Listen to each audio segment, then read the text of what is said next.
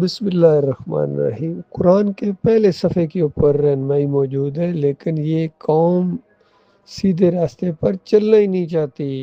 مانگتی تو ہے اللہ سے دعائیں کہ یا اللہ میں سیدھے راستے پر چلا، سیدھے راستے پر چلا، ان لوگوں کے راستے پر جن پر تیرا انعام ہوا، اور ان لوگوں کے راستے پر نہ چلانا جن پر تیرا غضب ٹوٹا، جو گمراہ ہو گئے۔ لیکن عملی صورت میں یہ انعام یافتہ لوگوں کے اوپر چلنا چاہتی ہی نہیں ہے۔ یہ یہودیوں کے راستے پر، عیسائیوں کے راستے پر، ہندوؤں کے راستے پر اور لعنتی قوموں کے راستے پر چل پڑی، لیکن انہوں نے انعام یافتہ لوگوں کے راستے کے اوپر چلنا گوارا نہ کیا ہے۔ اس قوم کی عظیم اکثریت نہیں چاہتی ہے کہ ان کے ملکوں کے اندر اسلام نافذ ہو، شریعت نافذ ہو۔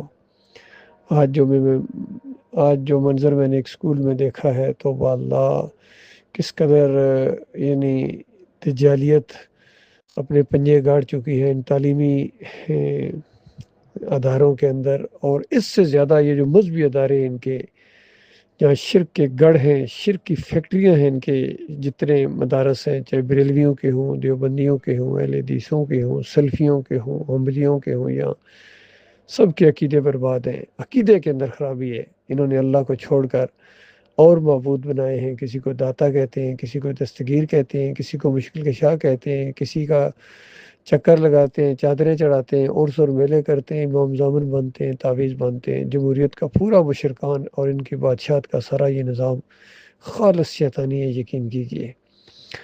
بہرحال اپنے اپنے نصیب کی بات ہے۔ سب سے زیادہ قرآن یہ پرنٹ کرتے ہیں یہ عرب، ان کی مسجدیں قرآن گنے نہیں جا سکتے اتنے، لیکن ان کی عملی زندگیاں قرآن سے اتنے دور ہیں، حتیٰ کہ قرآن کی دعوت ان کے سامنے اگر اصلی دعوت پیش کی جائے تو یہ اسی طرح وہ گلا ہو جاتے ہیں جس طرح ابو جہل ہو جاتا تھا، یا ابو لہب ہو جاتا تھا، یا عبداللہ بن ابی ہو جاتا تھا۔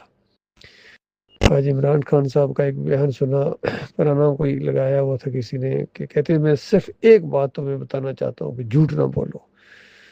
اللہ کے بندے، یہ شرک سب سے بڑا جھوٹ ہے۔ یہ جو جمہوریت کا نظام، یہ تو بذات خود ایک جھوٹ کا پلندہ ہے اور شیطانی نظام ہے۔ اس نظام کے اندر رہ کے آپ کے منہ کے اوپر یہ کہنا کہ جھوٹ نہ بولو، یہ مزاروں کے اوپر سجدے کرنا، چادریں چڑھانا، یہ جھوٹ ہی تو ہے، کفر ہی تو ہے۔